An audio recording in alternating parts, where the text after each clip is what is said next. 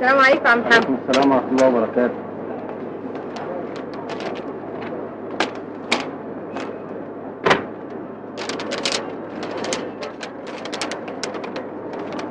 عزيزتي وفاء، أحذرك من الذهاب إلى حفلة عيد ميلاد حسام، وأمرك أيضا أن تقطعي صلتك به تماما، وإلا سيكون هو الضحية القادمة.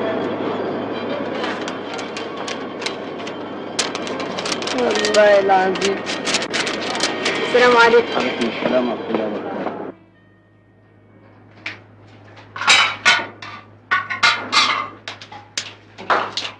ميرسي انك بتعاطفوا معاك.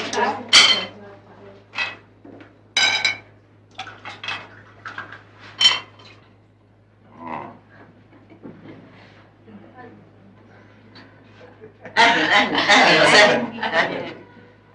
مالك في ايه؟ لا ما فيش حاجة. انستونا. على اذنكم. اتفضلي. وبعدين كل سنة وانت طيب. وانت طيبة يا روحي. قد ايه انت فنانة عظيمة. استنى ايه في ايه مالك؟ قولوا لي بقى مين فيكم ابو دم تقيل اللي عامل معايا لعبة الجواب ده؟ قولوا لي بقى مين فيكم. وريني الجواب.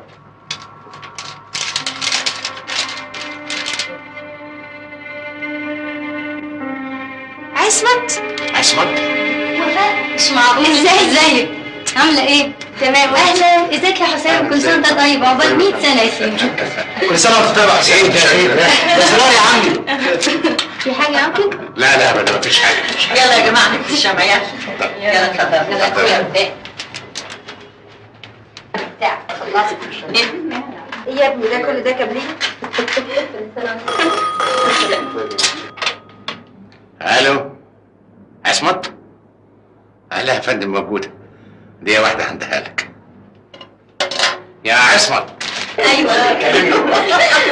مبروك يا حسام. ادخل.